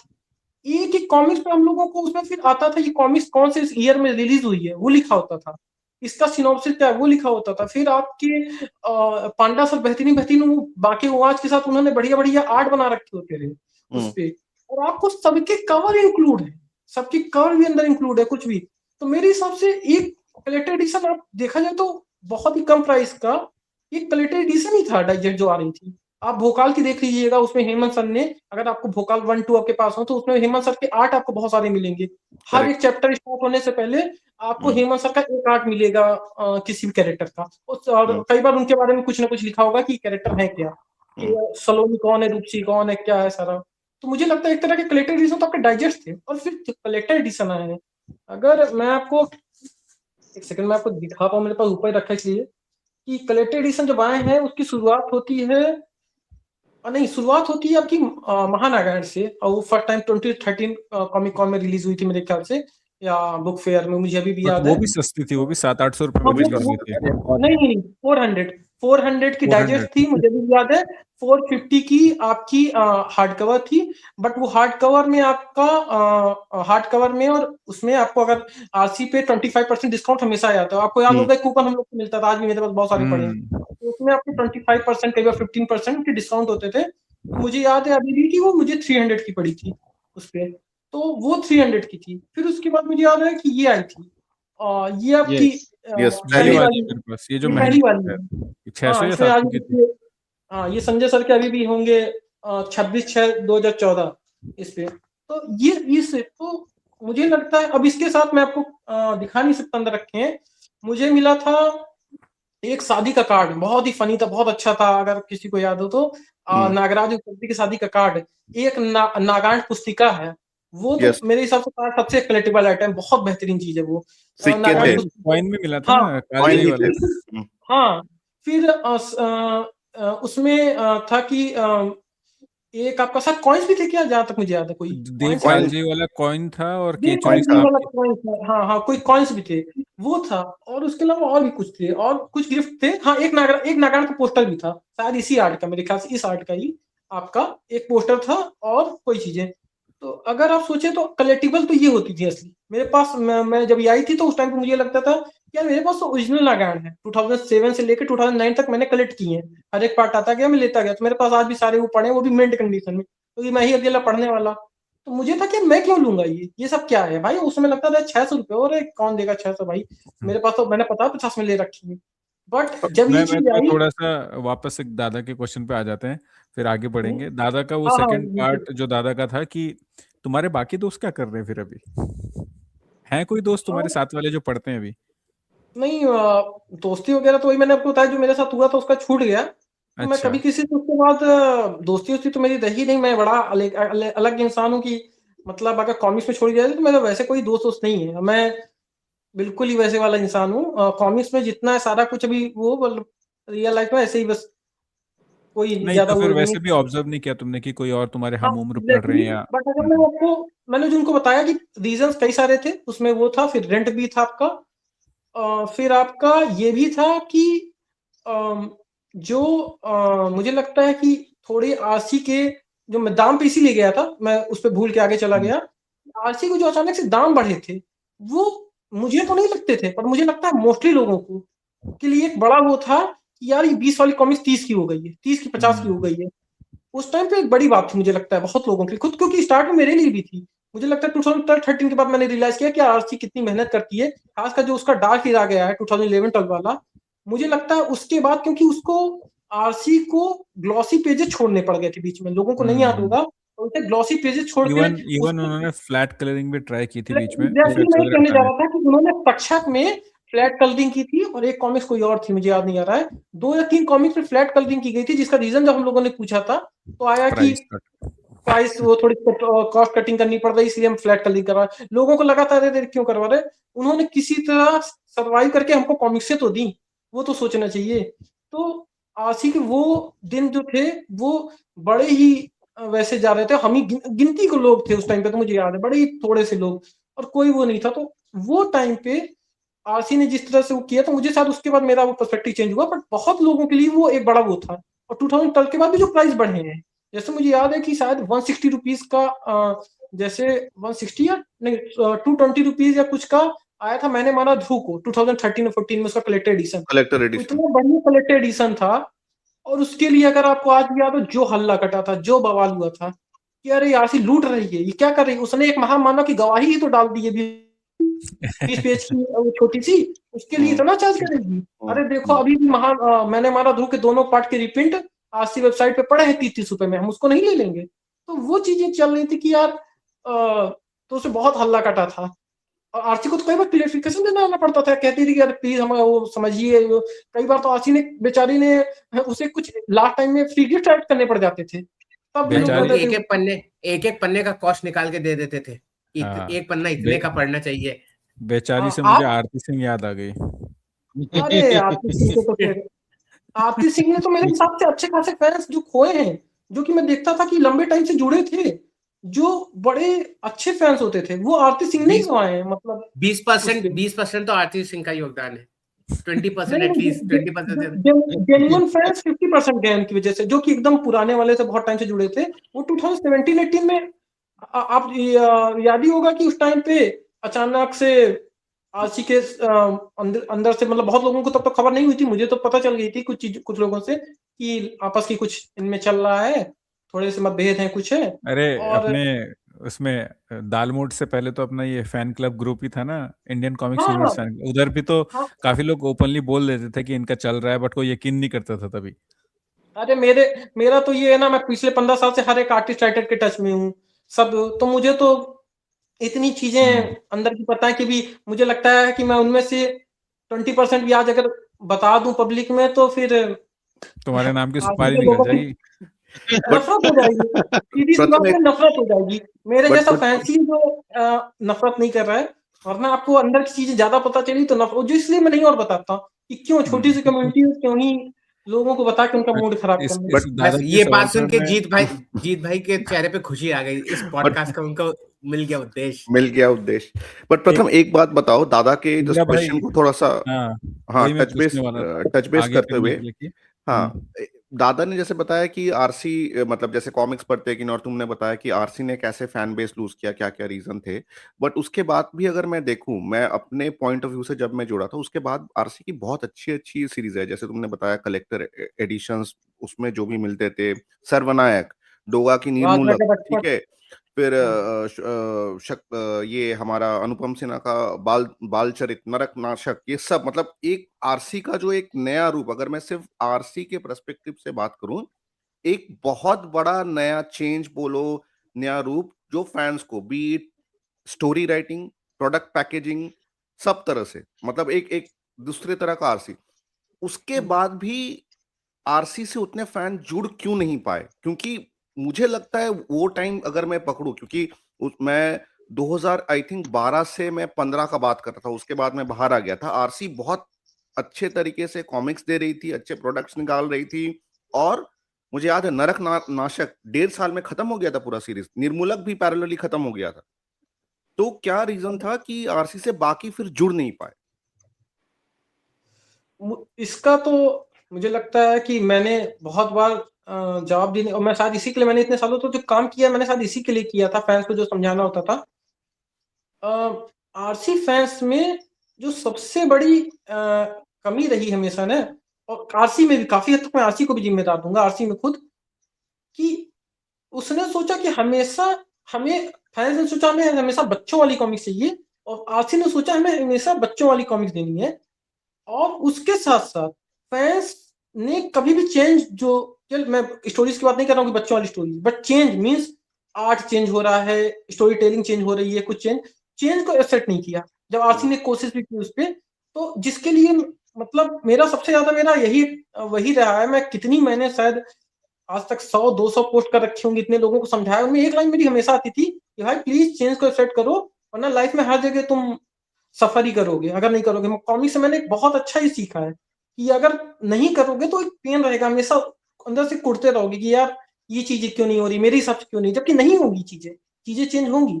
तो वो मुझे कॉमिक से सीखा है कि क्योंकि मैं ही खुद अगर मैं इसको बताऊं तो कि जैसे मैं एक छोटी सी शॉर्ट में स्टोरी यहाँ पे स्टार्ट करूँ कि 2008 में मुझे 8 या 9 में मैं बाकीलाल का मुझसे बड़ा कोई फैन नहीं होगा, और मैं गया था एक शॉप पे, और मैं वहाँ कॉमिक्स से पलटने लगा। तो मैंने कहा कि यार ये तो नया मुझे कॉमिक दिखी जलियक्ष करके। तो उस टाइम तक मैं किसी का नाम ढंग से नहीं जानता था, नया नया नाम जानना शुरू किया था एक दो लोग का, लेकिन कुछ मेरे अंदर वो नहीं था।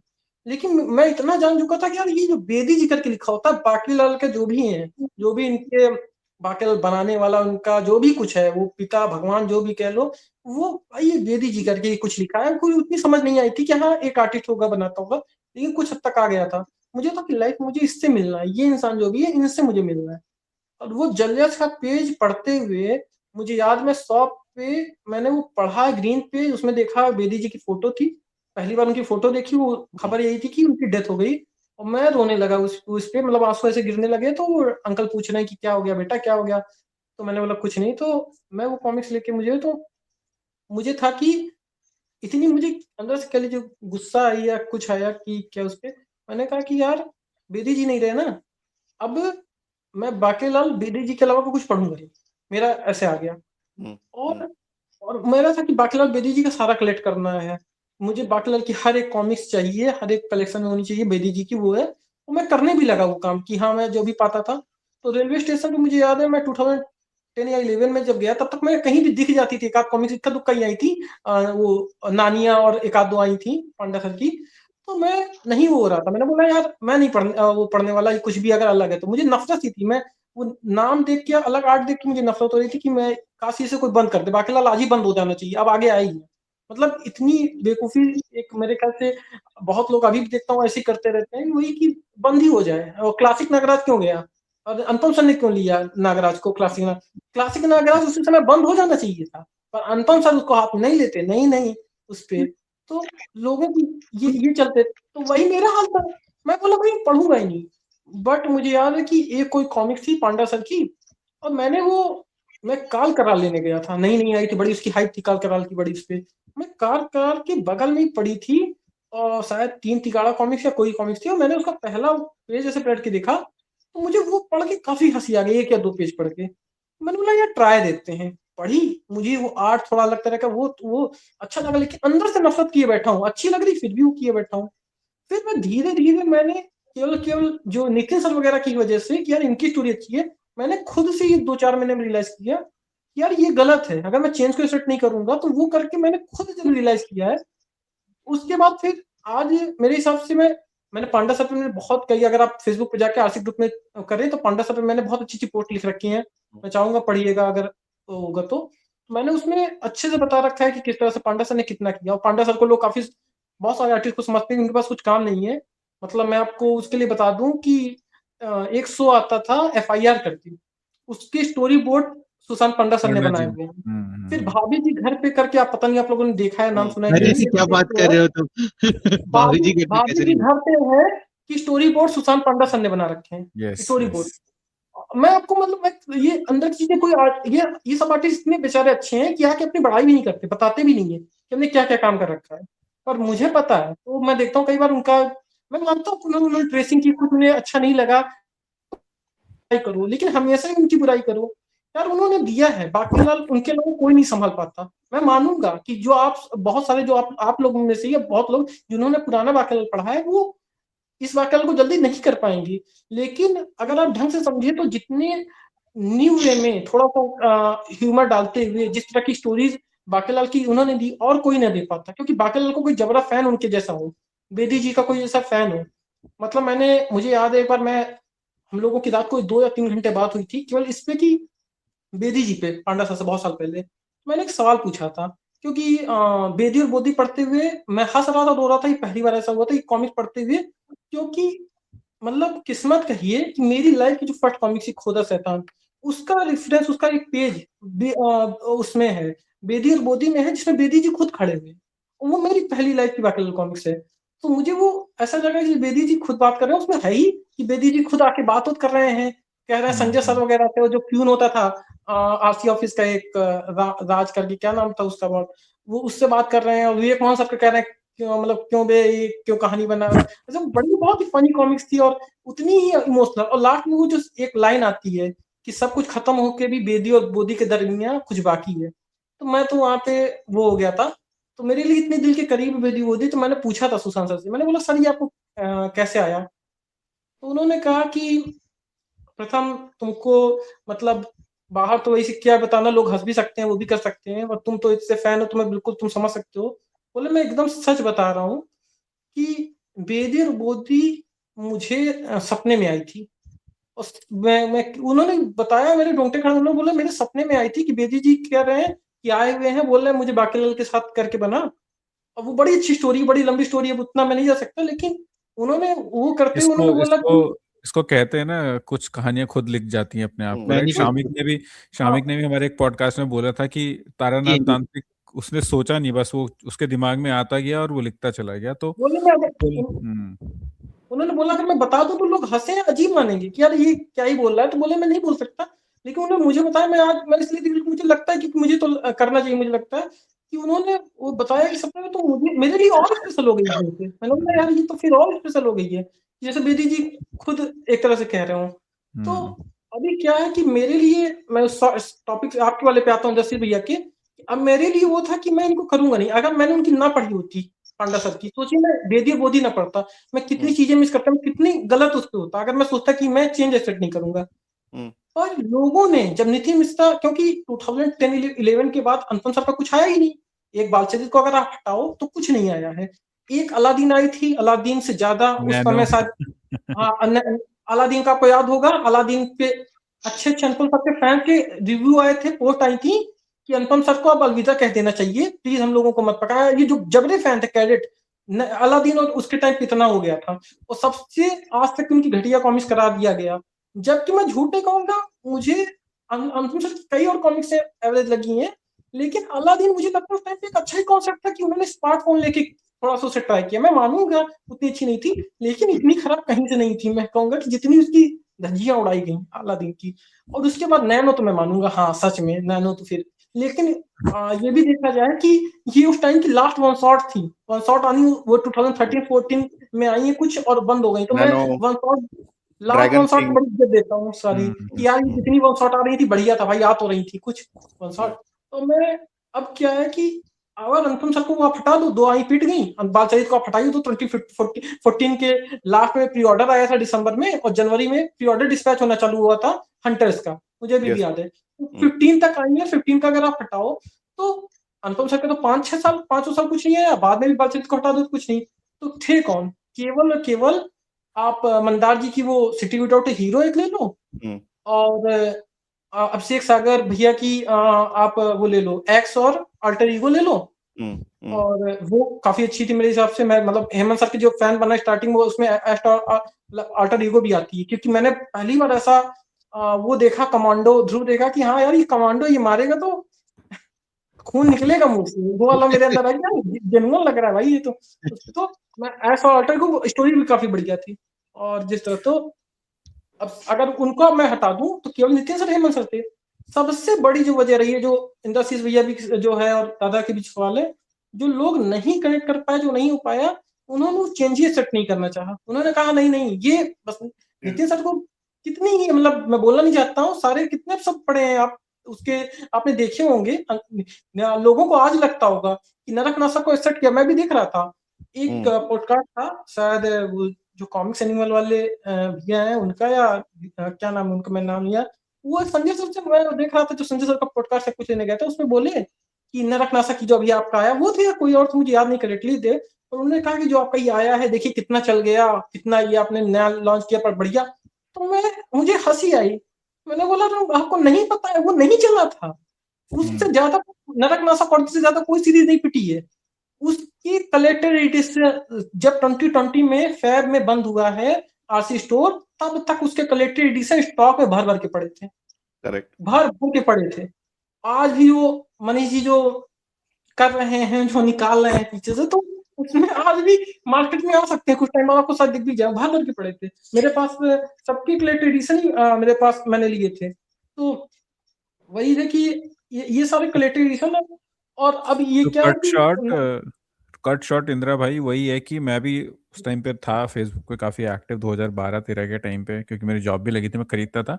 तो जो आरसी का पुराना फैन बेस था ना, वो कभी भी प्राइस ज़्यादा हो गया उसको मतलब सारे नहीं, 10-20% रहे होंगे जो एक्सेप्ट करते थे, बट मेजॉरिटी ऐसा था जिसको प्राइस इंक्रीज पसंद नहीं, कोई नया स्टोरी लाइन या कोई और लिख दे, मंदार जी लिख दे, ध्रुव वो पसंद नहीं।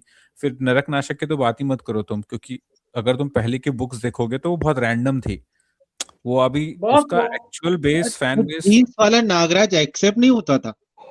नहीं जीन्स वाला हो भी जाता तो वो बहुत बाद में आया है ओरिजिन उसका, और वो कंप्लीट ओरिजिन बाद में कोविड जब हो गया ना, उसके बाद यस, फिर जब लोगों ने पढ़ना स्टार्ट किया तो फिर वो पॉपुलर हुआ, और तब जाके लोग थोड़ा नए भी जुड़े, पुराने भी जुड़े। हाँ प्रथम। मैं ये जो इसका है ये नागराज का क्या हुआ ना, नागराज के साथ तो ऐसी दिक्कत थी जैसे नरक नाशक लोगों ने वैसे ही पसंद किया। बहुत लोगों ने नरक नाशक ओरिजिन ये कहा, आज भी, अब तो है नहीं शायद, आरसीबी वेबसाइट वाली बंद हो गई, हट गई, वरना आरसीबी वेबसाइट में बहुत अच्छी चीज थी एक, उसमें रिव्यूज होते थे हर कॉमिक्स के नीचे। तो करेक्ट। मैं हर एक कॉमिक उसके रिव्यूज पढ़ के ही लेता था, और एक दो रिव्यूज नहीं होते थे, कई बार 100-150 अच्छे रिव्यूज होते थे। नरक नाशक के शायद 40 या 50 रिव्यू थे नरक नाशक के चारों पार्ट के। आज अगर वो होती वेबसाइट आप देखते, उस पे हर किसी ने उस टाइम पे क्या रिव्यू दिया था कि खजाना सीरीज को घटिया कर दिया गया, खजाना सीरीज को घटिया कर दिया गया, कोई और कुछ नया नहीं किया, ये क्या है राइटर। और अच्छे अच्छे फैन जिनको मैं थोड़ा समझदार समझता था वो कह रहे हैं कि कुछ है ही नहीं नया, ये तो घटिया हाँ कर दिया मतलब गया।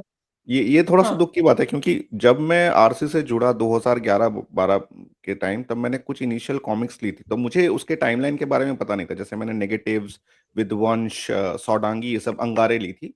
तो मैं पढ़ने के बाद ना मैंने रियलाइज किया मैं इसको एंजॉय नहीं कर रहा हूँ। बट उसके बाद नरक नाशक मैंने लेना स्टार्ट किया और मुझे बहुत अच्छा टेक लगा। मुझे याद है मकबरा से स्टार्ट किया था, तो मुझे बहुत अच्छा फ्रेश टेक लगा। तब मुझे व्हाट इफ, ऑल्टर यूनिवर्स, ये सब के बारे में पता नहीं था। मुझे बहुत फ्रेश टेक लगा, और तब मैंने डिसाइड किया था, जब उस मैंने पूरा 1.5 साल उसको फॉलो किया था, कि मैं इसके तो कलेक्टर एडिशन लूंगा, ये मुझे चाहिए।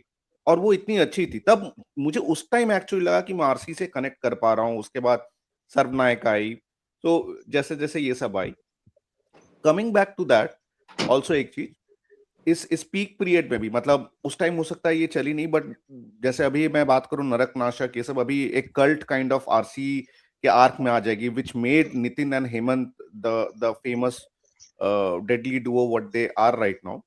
उसके बाद आई बहुत फेमस सर्वनायक, ठीक है, जो मुझे याद है कि YouTube में मैंने इसका कॉमिक ट्रेलर देखा था, मुझे पता नहीं आरसी या किसने, वो जेएलए के बैकग्राउंड म्यूजिक से, और वो ऐसे मुकेश उन लोगों गुप्ता ने ने बना। डाला था, एक हाँ, फैन थे मुकेश गुप्ता, उन्होंने डाला था। और इसमें बहुत एक बहुत। ऐड कर देता हूँ इंदिरा भाई कि नरक नाशक के 3-4 साल पहले एड्स आने स्टार्ट हो गए थे। हाँ हाँ हाँ। कंसेप्ट एड सारे के सारे, जिसमें सब कौन किसके खिलाफ लड़ेगा वो सब आता था, लोग एंटीसिपेट करते थे। हेमंत सर के बेस्ट आर्टवर्क आज भी मुझे लगते हैं, जैसे लगता है ऑयल पेंटिंग की गई है, और वो बेहतरीन कॉन्सेप्ट आर्ट थे। कवर स्पेशली से नागराज वैसे भोकाल तो बहुत बढ़िया एग्जैक्टली था। और मतलब मुझे याद है सेकंड कवर या थर्ड था उसका, बैकग्राउंड मतलब बहुत सारे थे, लेकिन बैकग्राउंड रेड था। मुझे याद है जब मैंने सर्वनायक भी स्टार्ट किया था, तो इनिशियल 1-2 इश्यूज के आर्टवर्क ओकेश लगे थे, बट स्टोरी बाधे रखी थी, मतलब कुछ ना कुछ एलिमेंट था जो आपको बाधे रखती है। बट देन कम्स सर्वनायक, अभी भी चल रहा है और हम लोग बात कर रहे हैं। तो ये जो आरसी की जो उसके बाद का एक आया कि एक सीरीज उन लोगों ने अच्छे अच्छे कॉन्सेप्ट लॉन्च किए, बट वो खत्म नहीं हुई जिस भी कारण, और फैंस अभी चले जा रहे हैं, क्योंकि जिस तरह से सीरीज, एक है कि एक तो सीरीज खत्म नहीं हुई, फिर दूसरा है कि जिस तरह से सीरीज स्टार्ट हुई और जिस मोड़ पे अभी जा रही है, वो बहुत ही अलग है, एकदम। यस, ये सारी चीज। बहुत ही पुराना कंसेप्ट आर्ट है ये, मतलब। हाँ, ऐसे बहुत सारे, आई थिंक आरसी के और भी कुछ 11 शायद मेरे ख्याल से, यस। बहुत बहुत सारे 11। ऐसे कॉन्सेप्ट्स थे। जैसे मुझे याद है माइंड गेम्स ध्रुव की, फिर एक कॉन्सेप्ट मैंने देखा था न्यू गॉड्स या आरसी का कुछ, राइट, जो जो रियलाइज भी नहीं हुआ है, उसका तो छोड़ दो, बट जैसे ये कंटिन्यूइंग आर्क, नाग प्रलय, सर्वनायक, राइट, इसको तुम देखते हो as a bigger let down by Raj comics, या फैंस भी इसके लिए जिम्मेदार है क्योंकि फैंस ने पहले सपोर्ट नहीं किया समथिंग? जब आपने स्टार्ट किया था अभी नागराज का, तो नागराज पे देखिए मैं यहाँ पे आऊंगा कि फैंस की जो मैंने बताई कमियां, बट उसके साथ साथ आरसी की बड़ी कमी थी जो मैं करना चाहूंगा, जो मैंने अभी आपसे बताया भी था कि भी आरसी ने पॉडकास्ट स्टार्ट होने से पहले भी शायद मैंने बोला था कि आरसी ने कभी बताया नहीं था, ये हम फैंस ने, मैं था, कुछ भैया वगैरह और थे, इन लोगों ने वो किया है, और मैं तो काफी लड़ा हूँ स्टार्ट में फैन से, क्योंकि आरसी ने कभी ढंग से नहीं बताया कि क्यों आपके ये नागराज कौन है, कैसे हैं। आरसी ने कुछ नहीं बताया कभी, विस्परस आने से पहले तक कोई आपको ऑफिशियल वो था ही नहीं कि 3 नागराज अलग है क्या है। तो मतलब जैसे कि मैं आपको आतंकहर्ता को बोलूं कि आतंकहर्ता आपका क्लासिक नागराज ही इवेंचुअली जाके आतंकहर्ता बनता है, वही तो है उस पे। लेकिन आतंकहर्ता आया तो आरसी में इतने सालों तक लोग कंफ्यूज है कि भैया वीरगति में तो मर रहा है, बाकी जगह उसकी कॉमिशन नहीं है, उनको नरक नाटक आतंकहर्ता कुछ फर्क नहीं, उतना ही समझ में आ रहा है। अब मैं वहां पे मैंने एक बार दिया, मैंने बोला ऐसा है कि मैं तब तक मैं मार्वल डीसी में बहुत पहले अर्ली स्टार्ट कर दी थी 14-15 में, तो उससे भी थोड़ा मुझे दिमाग में आया। मैंने कहा यार ये टाइमलाइन का डिफरेंट है, ये वही आतंकहर्ता है, बस टाइमलाइन अलग हुई है, और नरक नाशक किसी दूसरे आयाम या यूनिवर्स जो कह लो उसका है। तो लोग लगभग हर कोई मुझसे वो कर रहा डिसएग्री किया कि नहीं नहीं भाई ऐसा कैसे, तुम्हारे आतंकहर्ता में तो उसके पास नागू है, शीतनाग कुमार है, और वो तो वो तो इसके महानगर वाले के पास है उस पे, तो यही तो महानगर वाला ही हुआ ना ये तो मेरे दिमाग में आया। मैं पहले सोचा, मैंने बोला हाँ यार ये तो बात सही है, इसके पास तब मैं सोचा कि ऐसा है 1994 में विसर्पी की शादी के बाद जो हमको हरी मौत में प्रगति मैदान में, प्रगति ग्राउंड पे हरी मौत में दिख रहा है, उस समय एक लंबा फासला है, ये नहीं कि उसके जस्ट बाद ये आतंकहर्ता कॉम स्टार्ट हो गई है, उसमें एक लंबा फासला है अच्छा खासा। मतलब ये यूनिवर्स तो सेम ही है, जो टाइमलाइन चेंज हुई है, तो अगर यूनिवर्स आपकी सेम है मींस कैरेक्टर सब उस यूनिवर्स में होंगे, बस वो आतंकहर्ता से मिले किसी डिफरेंट कंडीशन में होंगे, बस और बस किसी और तरीके से मिले होंगे, वरना है तो वही। तो इवेंचुअली मेरी वो वाली थ्योरी जो मैं इस पे पोस्ट बहुत अच्छी लिखी थी कि नागू किसी और परिस्थिति मिला होगा, सेम आपने देखा विस्परस में आपको शीतनाग कुमार किसी और कंडीशन में किसी और परिस्थिति में आपको आतंकहर्ता से मिला, क्योंकि यूनिवर्स तो सेम ही है, बस टाइमलाइन पे चेंज है। इसी तरह मैंने आतंकहर्ता की 3-4 स्टोरी लिखी थी बहुत पहले, और कभी वो नहीं कर पाया, लास्ट डेज ऑफ आतंकहर्ता, तो मैंने उसमें वो सारी वन पार्ट है वो इसी की है, वो बीच की है, ये आपकी विसर्पी शादी से लेके हरी मौत के बीच की मैंने स्टोरी लिखी है।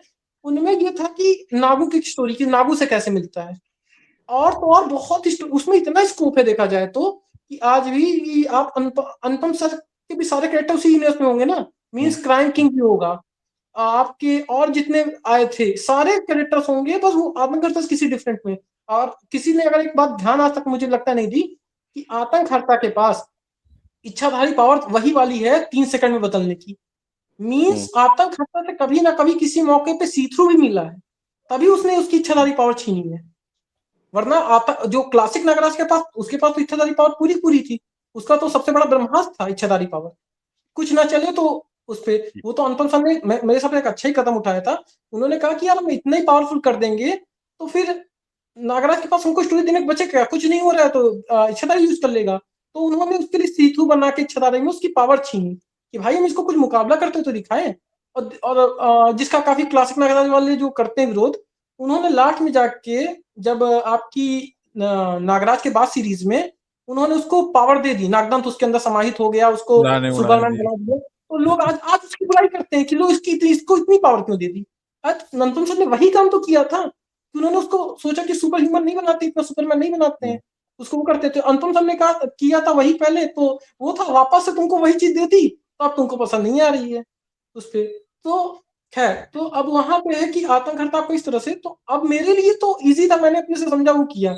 जिनको नहीं समझ में आ रहा है वो आतंकहर्ता कैसे एंजॉय करेंगे आप बताइए। फिर नरक नाशक आप डिफाइन नहीं कर रहे हो, नरक नाशक कैसे एंजॉय करेंगे।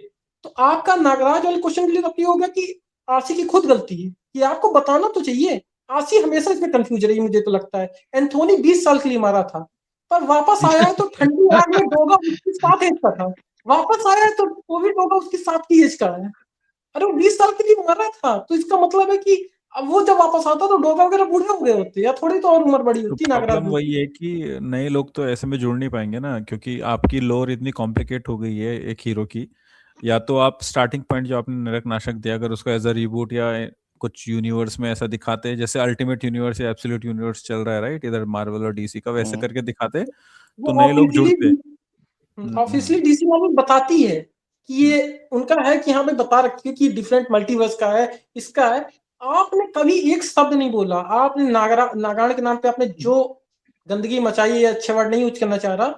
आप नागायण सब किसी को है, नागायण एक बेहतरीन स्टोरी थी आपकी। छोटा नागराज वगैरह बहुत लोगों को नहीं पसंद है छोटा नागराज, पर क्योंकि मैं पढ़ा बड़ा हूँ, जो भी उस टाइम पे बच्चा था छोटा नागराज के टाइम, उसकी फ्लेमिना छोटा नागराज कॉमिक्स फेवरेट होगी, मेरी थी। मुझे बहुत पसंद आई कि यार छोटा नागराज क्या बढ़िया कॉमिक्स चल रही है उस पे।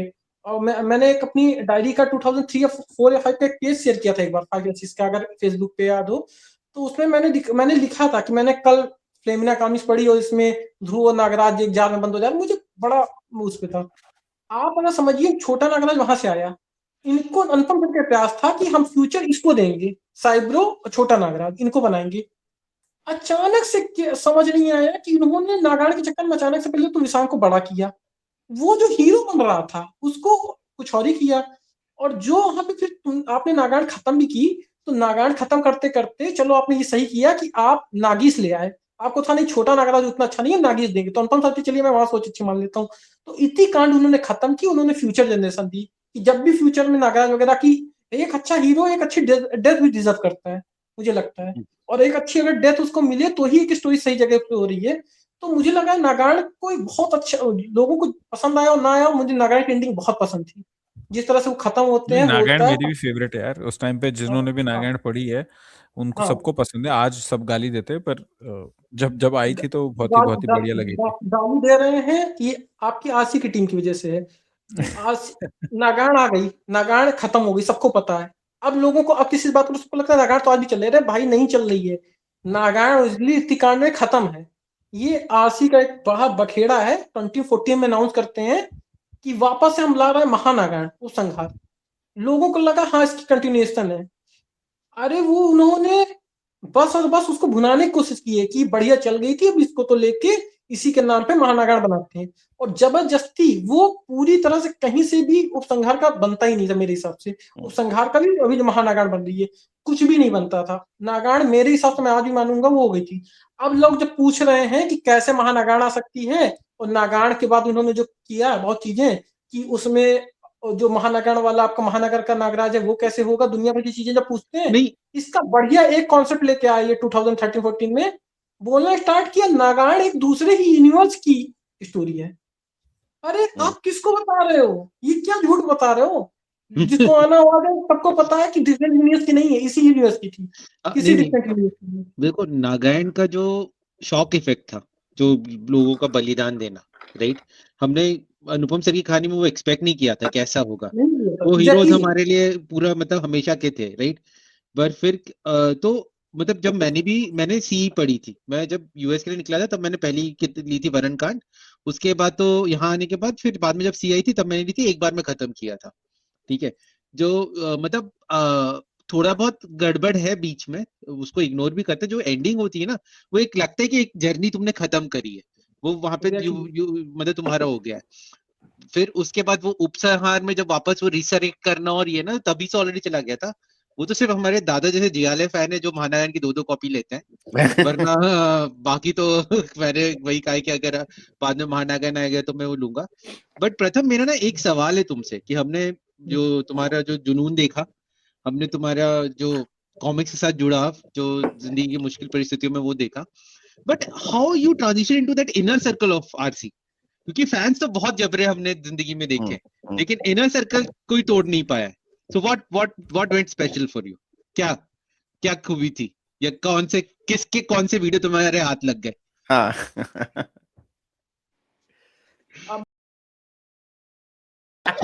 हाँ दादा, please please please please please दादा, चलो 1 2 3 स्टार्ट दादा।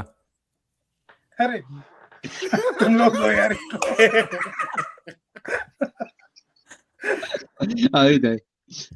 दादा यार स्टाइल अब में, हंसा दिया दादा ने।